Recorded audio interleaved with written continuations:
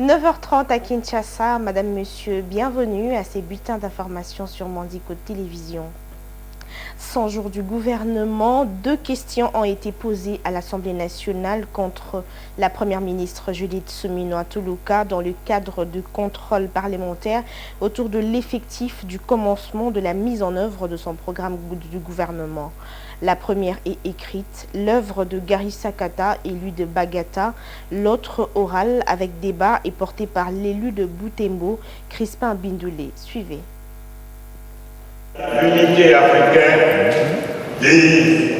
Le député Crispin Bindoulé a adressé le lundi 16 septembre une question orale avec débat à la première ministre Judith Suminwa sur le niveau d'exécution du programme d'action de son gouvernement. Garissa Kata, également élu de Bagata, a lui aussi adressé une question écrite. Pour l'élu de Boutembo-Ville, rappelle qu'à la présentation du programme d'action du gouvernement axé sur le développement économique, social et politique de notre pays, Judith Suminwa avait pris 6 engagements. Construire une économie diversifiée et compétitive pour créer plus d'emplois et protéger le pouvoir d'achat de ménages, protéger les territoires nationaux et sécuriser les personnes et leurs biens, aménager les territoires nationaux en vue d'une connectivité maximale, garantir l'accès aux services sociaux de base, renforcer les capacités du Congolais pour participer à la construction du pays et gérer durablement de manière responsable l'écosystème de la République démocratique du Congo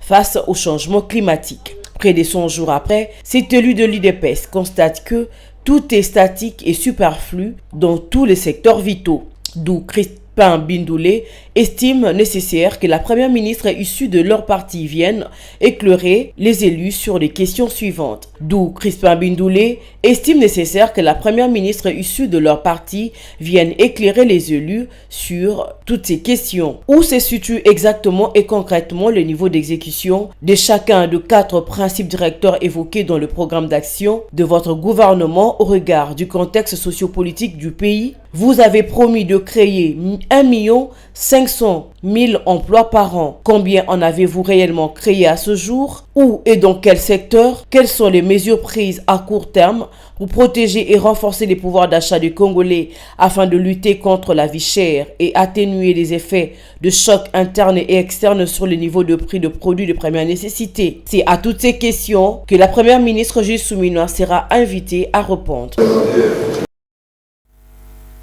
D'une province à une autre, rendons-nous au Nord Kivu où les forces armées de la République démocratique du Congo, FRDC, ont enregistré une victoire contre les terroristes du RDF M23 qui occupent partiellement 4 sur 6 territoires de la province du Nord Kivu.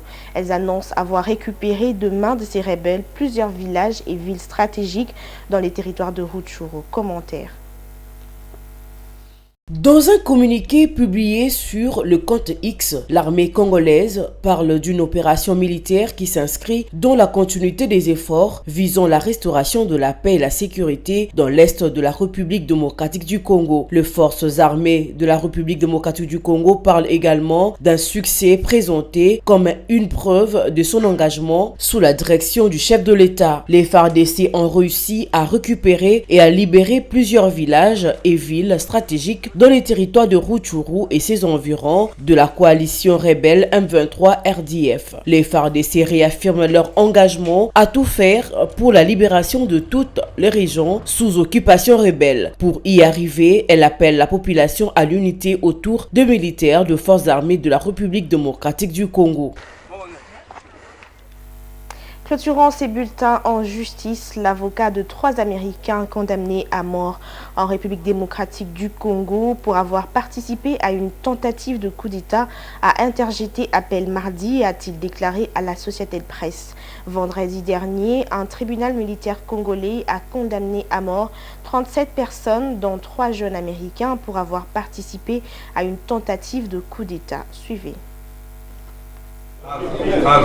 Les accusés, pour la plupart de Congolais, mais aussi un Britannique, un Belge et un Canadien, avaient 5 jours pour faire appel du verdict sur les accusations de tentative de coup d'État, de terrorisme et d'association criminelle. 14 personnes ont été acquittées lors du procès. La RDC a rétabli la peine de mort au début de l'année, levant un moratoire de plus de 2 décennies, alors que les autorités s'efforcent de réduire la violence et les attaques militantes dans les pays. Les hommes reconnus coupables de la tentative de coup d'État seront probablement exécutés par un peloton d'exécution. La RDC est membre du traité de Rome et de ces faits, le rétablissement de la peine de mort est illégal selon Richard Bondo, l'avocat de l'Américain condamné. Selon Richard Bondo, l'avocat des Américains condamnés, le Parlement aurait dû décider d'une peine alternative, a déclaré Maître Bondo à l'Associated Press,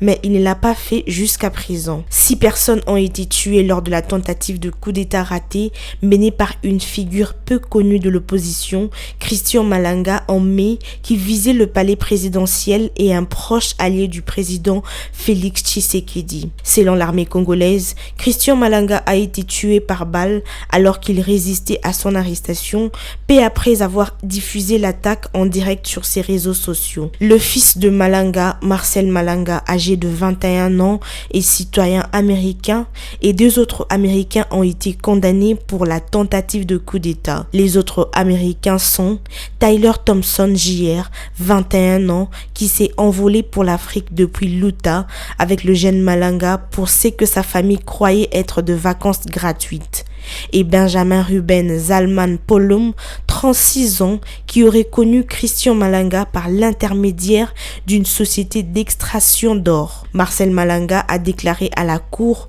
que son père l'avait forcé ainsi que ses amis de lycée à participer à l'attaque. Papa avait menacé de nous tuer si nous ne suivons pas ses ordres, a déclaré Marcel Malanga. La mère de Marcel Malanga, Brittney Sawyer, maintient que son fils est innocent et qu'il ne faisait que suivre son père qui s'est considéré comme le président d'un gouvernement fantôme en exil. Au cours de mois qui ont suivi l'arrestation de son fils, Brittney Sawyer a concentré son énergie sur la collecte de fonds afin de lui envoyer de l'argent pour acheter de la nourriture, des produits d'hygiène et un lit. Il dort sur le sol de sa cellule à la prison militaire de Ndolo et souffre d'une maladie du foie. C'est la fin de ces bulletins, Madame, Monsieur. Merci de votre attention soutenue. Restez branchés sur Mandiko Télévision. Une pensée, un écrit.